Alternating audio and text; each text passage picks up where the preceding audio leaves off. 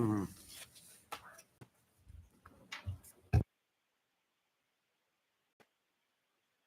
right, everybody, welcome.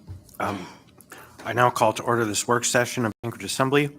We're here to discuss AR 2024-191, resolution of the Anchorage Assembly approving the updated Municipality of Anchorage records retention schedule in accordance with Anchorage Municipal Code 3.95. We'll do introductions first, starting with Mr. Bond.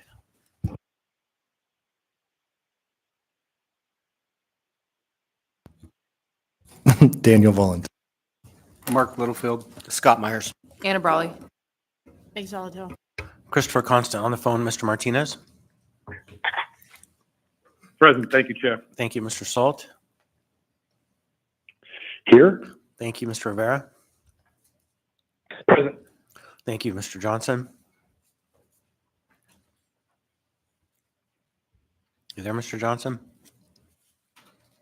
I'm here. Oh, there you go. Thank you. And with the administration, we have press the green light. We'll press it. The green light comes on. You're good. Thank you. Philip Bryce, I'm the acting IT director. If you leave the green light on, it's hot. I'm Anna Plant, the Records Management Officer. And we thank you. And we have Municipal Attorney David Garner. So we asked for this work session just because we received kind of late breaking at a previous meeting, a multi-page document, and didn't have the opportunity to consume it, and decided a briefing would be better than a kind of a shot in the dark. And so I don't know if there's any presentation. Doesn't need to be one, but this can just be kind of a conversation back and forth with questions from the members and a brief introduction, maybe a discussion of the process, how we got here to this plan. So I'll hand the floor to you. This has been a very large project. We have met with each and every agency, or we requested their attendance. Not just the agency head, but the division heads as well participated. We went line by line, each and every record retention schedule. As there's then MOA GARS, which is the Municipality of Anchorage General Administrative Record Retention Schedule, and then 41 additional agency-specific record retention schedules. So let's say, for example, we were reviewing parks or public transportation. We would call public transportation, we'd go line by line, the MOA GARS, and then their agency-specific record retention schedule. We would identify records that are current and records that are no longer current or relevant. We used that was the first round. The second round was to classify those ones that were identified as, yes, these are valid records. Once those were classified, we put them into new classifications, updated classifications that could be supported by municipal code, code of federal regulations, state statute, approved business practices, policies and procedures and such and so forth. And then we discussed retention timeframes, again, justifying with the aforementioned entities. Each and every agency went line by line. After that stage, we asked them, what records are you creating, maintaining, or receiving that are not represented on any record retention schedule? We discussed those, we classified those, applied retention. Once they were all collected, all the responses from each and every agency, we took it to the Records Management Governance Committee. Per Code 3.95, there is a committee that meets, and we went over it extensively, making sure that everyone was in agreement, that this was something that we should move on going forward. We had a unanimous agreement that this was something that everyone approved of at that stage. Legal reviewed it, finance. There's a list of agencies that are on that committee. But once we voted, we moved forward and submitted it for your approval. All right. Any questions from members? Anna, Ms. Brawley. Thanks. And I appreciate the overview of the process. I think one of the things that I wondered when I looked at this when it was on our agenda is basically what were the major changes to this? And I'm not asking for the, every single itemized list, but are there things that are significant, I guess, maybe policy is not the right word, but it's changes. And then specifically, were there changes made that reduce or eliminate the need to retain records? Because I think that's also again, we want to make sure that we're being careful, not keeping every single minor document that we need forever, but making sure that we are protecting what needs to be there. Thank you. So there was major changes. As I mentioned before, there's the MOA GARs. The last time it was reviewed and updated was 2011. The other 41 record retention schedules are ranging from, I had that pulled up, let me just look, 1994 to 2016. So some of these are very old. So of course, with that, there's going to be a lot of changes. We wanted to update our schedules that are reflective to what the state of Alaska is doing, what other entities within Alaska are doing, record keeping practices, state statute. I mean, I'm going to probably repeat that over and over again, but we wanted to justify, no longer not making it, that's probably a poor choice of words, but no longer approving retention schedule that there was no tied justification to. We wanted to say, okay, you want to keep this for 7 years? Show me what justifies that. Show me policy and procedure, municipal code, general record keeping practices. With finance, we use their governing board to decide how long to keep things. So there's a lot of changes, but that's to be expected from 1996 all the way to 2016. That's a long time. Our hope is to have this approved and to review it on a yearly basis. That's what should be happening. This is our starting point. And we have been doing this for 3 years working on this. But after that, this is going to be the base of our starting point. Next year, we're going to come and do this again because, as you all know, new agencies are created, new records are created. Those need to be represented on a current record retention schedule. This should be a living and breathing document that we bring to you yearly to say, let's update this. And there will be minor changes, not this big overhaul that we're doing now. Does that answer your question?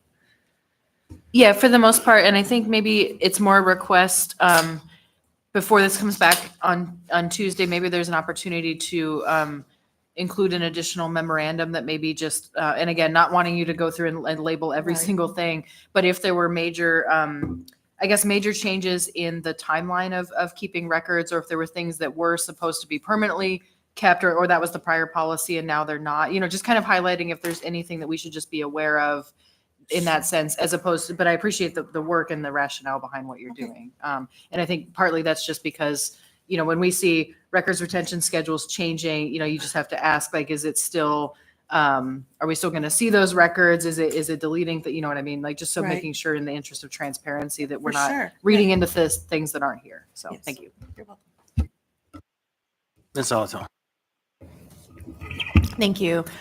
Thanks for your work on this. It's really great that we're kind of getting things modernized and systematized. I think my request is similar to Ms. Brawley's, especially if you're going to be reviewing this on an annual basis, is maybe some sort of crosswalk or just another column that calls out what the significant change was. Right? And then we can just update that yearly. We do that similarly with Title 28. Is that elections code? Am I got the right number? Okay. And so what we've often done is when we redo that code, we just make a quick crosswalk to show what changed. I appreciate that this level sets us, but as policymakers, when we're adopting something, what we want to really be able to do is articulate what change was made. And if it's all change, then we just, I see the justifications but I don't know if it's all change or just some change. So like I said, it's very old, so there's a lot of changes. I do have a crosswalk, but it's over 1,000. There's over 1,000 record series. If you take the MOA GARs and the 41 specific agency-specific record retention schedule, there's 1,000 record series. We whittled it down to where we are now. I can create a crosswalk for you, easy.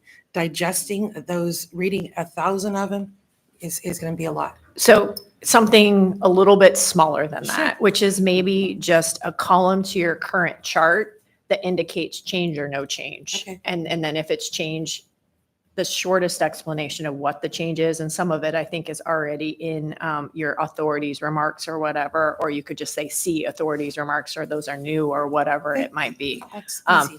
I appreciate that you already have a crosswalk, but yeah, I'm with you. 1,000 is Yeah. way too many, especially before Tuesday night. Thank you. You're welcome.